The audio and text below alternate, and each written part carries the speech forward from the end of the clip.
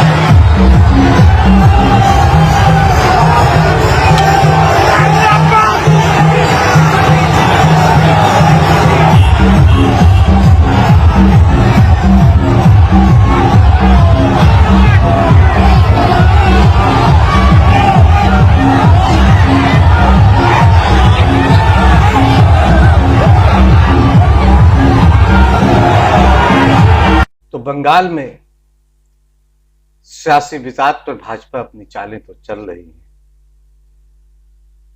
और नारा भी लगा रही है कि अब की बार 200 पार, लेकिन उसकी परेशानी कम नहीं हो रही।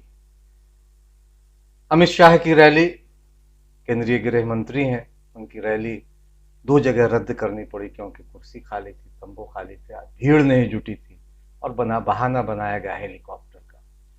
स्टार कैंपेनर है, स्टार प्रचारक है योगी आदित्यनाथ। बंगाल में भी हिंदू मुसलमान की बात कर रहे हैं और वही ठोक दो वाला फार्मूला जो उत्तर प्रदेश में उन्होंने अपनाया है वो बंगाल में भी अपनाने की बात कर रहे हैं कि अगर उनकी सरकार आई तो ठोक देंगे अपराधियों को। और दिलचस्प ये है कि वो बंगाल में महिलाओं के असुरक्षित होने की बात कर रहे हैं। कोई उनसे ये पूछे कि उत्तर प्रदेश में महिलाओं की क्या स्थिति है, गुंडे बदमाशों की क्या स्थिति है। पुलिस वाले मारे गए हैं, इनकाउंटर बाद में हुआ है किसी अपराधी का, लेकिन पुलिस वाले भी किस तरह से मारे गए हम तमाम लोग देख रहे हैं कि उनसे सवाल किया जाना चाहिए। ये अलग बात है कि सवाल नहीं हो रहा है, लेकिन उनकी सभाओं में भी कुर्सियां खाली रह जाती हैं। गाय बैल यहाँ तहाँ उन मैदानों में मुंह मारते हुए दिखाई देते हैं, जबकि योगी आदित्यनाथ जी का भाषण चल रहा होता है। तो स्थिति बहुत अच्छी नहीं है और स्थिति अच्छी नहीं है कि उन्हें उम्मीदवारों का भी टोटा पड़ रहा है। उम्मीदवार मिल नहीं रहे कि धीरे धीरे क्रमवार वो उम्मीदवारों का ऐलान कर रहे हैं। अब जिन उम्मीदवारों का उन्होंने ऐलान किया, भारतीय जनता पार्टी ने ऐलान किया, उसमें से 2 ने चुनाव लड़ने से मना कर दिया है। और सचमुच जिससे भारतीय जनता पार्टी सत्ते में, एक तो पूर्व कांग्रेस नेता सोमेंद्र की पत्नी ने मना की और एक माला साहा है, दोनों ने चुनाव लड़ने से मना कर दिया। भाजपा की स्थिति कैसी है इससे समझा जा सकता है। और भाजपा इन दोनों के इनकार से सत्ते में, हालांकि अपने सांसद उसने 2 सांसदों को फिर उसने मैदान में उतारा है। मुकुल राय को भी, जो कि सांसद है, उनको भी चुनाव मैदान में उतारा, एक और सांसद उन्हें भी चुनाव मैदान में उतारा है। दिलीप घोष बच गए, हालांकि वो भी चाहते थे कि चुनाव लड़े, लेकिन मुकुल राय नानुकुर कर रहे थे, लेकिन उसकी एक नहीं चली। और ममता बनर्जी को हराने के लिए पूरा का पूरा प्रधानमंत्री या प्रधान सेवक जो भी कह, नरेंद्र मोदी का पूरा कुंभा बंगाल में है। दूसरी सभा पुरुलिया में हुई प्रधानमंत्री की, कोलकाता वाली पहली सभा बहुत टाइम फिश हो गई। एक चैनल जो उनके सुपारी चैनल है, जो ठेका ले हुए चेयर्स लीडर जो कहे सरकारी, उन्होंने कहा कि इसकी वजह भीड़ कम होने की वजह सोशल डिस्टेंसिंग है। क्या खूब तर्क दिया उन्होंने। लेकिन इन सब के बीच जो एक और भी सवाल है कि एक देश एक चुनाव का नारा भारतीय जनता पार्टी लगाते रही है, प्रधानमंत्री नरेंद्र मोदी इस नारे को बड़े जोर शोर से उठाते रहे हैं, लेकिन चुनाव जीतने के लिए तरह तरह का पाखंड वो कर रहे हैं। भारतीय जनता पार्टी ने 8 सांसदों को विधानसभा के चुनाव में उतार दिया है, उम्मीदवार बनाया है। कई लोकसभा के भी और राज्यसभा के भी। इनमें ज्यादातर पश्चिम बंगाल में चुनाव लड़ रहे हैं और कुछ केरल में। 8 सांसद हैं जिनको भारतीय जनता पार्टी ने टिकट दे दिया। इसमें 115 दासगुप्ता भी थे जो मनोनीत थे, वो विशेषज्ञ थे अपने क्षेत्र के, उन्हें राष्ट्रपति के कोटे से मनोनीत करवाया था भारतीय जनता पार्टी ने।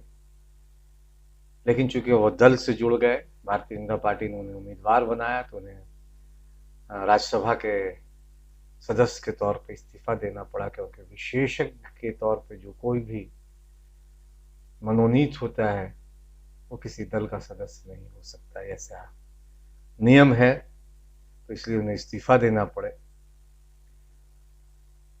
लेकिन सवाल ये भी है कि एक तरफ तो एक देश एक चुनाव का नारा लगाया जा रहा है और फिर सांसदों को चुनाव मैदान में उतारा जा रहा है।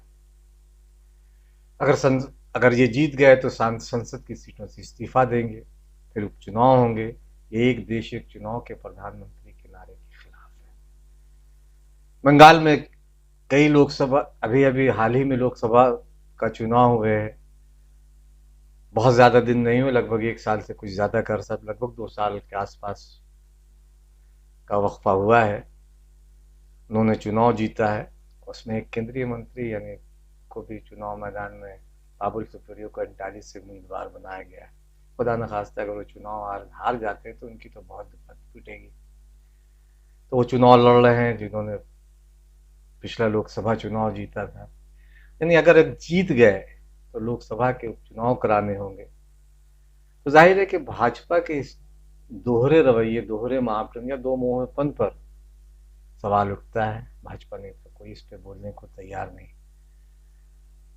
हालांकि इस सब पाखंड से उन आशंकाओं को हवा मिलती है। जो लगातार इसे लेकर कहा जा रहा है कि भारतीय जनता पार्टी के पास 294 सीटों के लिए उम्मीदवार भी नहीं है बंगाल में, योग्य उम्मीदवार की बात की जा रही है। और जब ये पाखंड देखा जाता है और ये सारी चीजें सामने, एक क्रोनोलॉजी की बात भी करें तो ये सारी चीजें देखी जाती है तो पता चलता है कि उन आशंकाओं में दम लगता है कि जो आशंकाएं व्यक्त की गई वो सचमुच सही है। सवाल इसलिए ज्यादा मौजू है कि हाल उस पार्टी का है जो दावा करती है कि वह दुनिया की सबसे बड़ी पार्टी है, सबसे बड़ा सियासी दल है और जिसके नेता का कोई विकल्प नहीं। महुआ मोइत्रा, जिनका पर हम लोगों ने एक एपिसोड भी तैयार किया था, बार बार कई बार उसका जिक्र आया है। बामुलाहजा में लोकसभा में उनका जो बयान आया उसको लेकर काफी चर्चा में रही वो फिर एक बार दोबारा। उनका एक ट्वीट बहुत दिलचस्प है। कभी कभी इस तरह की ट्वीट पढ़ना चाहिए। सोशल मीडिया एक बड़ा प्लेटफॉर्म बन गया है जहाँ हम कुछ अच्छी चीजें देखते हैं, फिर आप भी जो चीजें हैं वहां आती हैं, लेकिन अच्छी चीजों को भी आती है। तो उन्होंने लिखा कि बंगाल में भाजपा उम्मीदवारों की सूची जिस रफ्तार से जारी हो रही है उससे लगता है कि इस राजनीतिक पार्टी के पास 294 उम्मीदवार घोषित करने के लिए जिस रफ्तार से आ रही है, उम्मीदवारों की सूची जिस रफ्तार से आ रही है वह दिलचस्प है। दुनिया की सबसे बड़ी राजनीतिक पार्टी के पास 294 उम्मीदवार घोषित करने के लिए न तो पर्याप्त चेहरे हैं और न ताकत, फिर भी उस दावा है कि वह चुनाव जीत रही है। ये व्यंग किया है उन्होंने। लेकिन सबसे बड़ी चीज है कि बंगाल में ममता बनर्जी से चुनाव सिर्फ भाजपा नहीं लड़ रही है। बंगाल में चुनाव ममता बनर्जी से सरकारी चेयर्स लीडर भी लड़ रहे हैं, मीडिया। अपने तरीके से अपने तरीके से लड़ रहे हैं। वो जिस तरह से महिमा मंडित भाजपा को कर रहे हैं और कुर्सियां जो भरी हुई दिखाई, खाली कुर्सियों को भरी हुई दिखाई दे रहा है, जिस तरह की जो क्लिपिंग्स जो भाजपा आईटी सेल मुहैया करा देता है, अपनी तरफ से कुछ भी जमा जोड़ करने की जरूरत नहीं। कोलकाता में तो एक न्यूज चैनल ने कैलाश विजयवर्गीय को ही रिपोर्टर बना दिया था। कैलाश विजयवर्गीय की बात करें तो उन्होंने अमित शाह की पुरुलिया में हुई एक रोड शो का वीडियो भी शेयर किया है। उससे भी समझा जा सकता है कि क्या हाल है भाजपा का। भीड़ अगर उसमें देखिए, अगर बगल की एक गली का एक दृश्य जहाँ कुछ भी सन्नाटा, लगभग 5, 10, 15, 20 लोग खड़े हुए हैं और छज्जे अगर देखिए, जिस गली से जिस सड़क से गुजर रहे हैं वहां के मकानों पर भी लोग भीड़ लगाते हैं किसी भी रोड शो में, लेकिन ऐसा होता दिख नहीं रहा है भाजपा के, इसलिए परेशानी है, संकट बड़ा है। लेकिन चीयर्स लीडर जो है वो अपने तरीके से ममता बनर्जी के खिलाफ चुनाव लड़ रहे हैं, भाजपा को स्थापित करने के लिए हर तरह का पाखंड कर रहे हैं। और ठीक उसी तरह से जिस तरह से महाराष्ट्र में सुशांत सिंह राजपूत की आत्महत्या के बाद उद्धव ठाकरे से लड़ रहे थे, लेकिन बंगाल में चुनाव पहले जब होंगे और जब वोट डाले जाएंगे तो वहां चीयर्स लीडर बहुत कुछ लोगों के मन मिजाज को टटोल कर बहुत कुछ कर पाएगा ऐसा दिखता नहीं है, क्योंकि लोगों ने तो मन बना रखा होगा और लाख पाखंड कर ले, लाख ध्रुवीकरण कर ले, लगता नहीं है कि वहां फिर भी हिंदू मुसलमान को लेकर लोग आपस में बटेंगे। क्योंकि मूलतः अगर मूल में देखा जाए तो बंगाल एक ऐसा राज्य है जहां इस तरह के पिछले 5-7 सालों में जरूर लगातार भाजपा कोशिश कर रही हिंदू मुसलमान का एक नैरेटिव सेट करने की कोशिश करती हो, ध्रुवीकरण की कोशिश करती रही हो, लेकिन फिर भी एक मोटे तौर पे ये तय है कि बंगाल लेफ्ट ओरिएंटेड यानी वामपंथी विचारधारा से ज्यादा प्रभावित है, इसलिए वहां इस तरह के शब्द हिंदू और मुसलमान बहुत ज्यादा प्रभावी होंगे लगता नहीं है। क्योंकि ये सही है कि राजनीतिक दलों में उठापटक होती है, खूनी जंग तक होती है, एक दूसरे के खिलाफ बमबारी गोलीबारी लगातार होती है, और उसमें मुसलमान बनाम मुसलमान या हिंदू बनाम हिंदू भी खड़े रहते हैं दो दलों के बीच की, और बहुत सारे हुई है। जब भी चाहे वो कांग्रेस थी और लेफ्ट में था, फिर तृणमूल कांग्रेस और लेफ्ट हुई, अब कांग्रेस और तृणमूल कांग्रेस और भाजपा में भी इसी तरह की चीजों को देखा जा सकता है। तो वहां वोटों का ध्रुवीकरण धर्म के आधार पर हो पाएगा बहुत लगता नहीं है। भले वो जय श्री राम का नारा लगाते रहे भाजपा, लेकिन ममता बनर्जी ने जिस चंडी पाठ करके उन्हें उनके हिंदुत्व को तो एक नए तरह की चुनौती दे ही डाली है। देखना यह है कि 2 मई को क्या नतीजे आएंगे, लेकिन अब फिलहाल तो बस ये है कि भारतीय जनता पार्टी की रैलियों में ना तो भीड़ जुट रही है, अमित शाह को रैली रद्द करनी पड़ रही है, टेंट खाली है, तंबू खाली। आगे आगे देखिए होता है क्या, इब्तदाए इश्क है, रोता है क्या।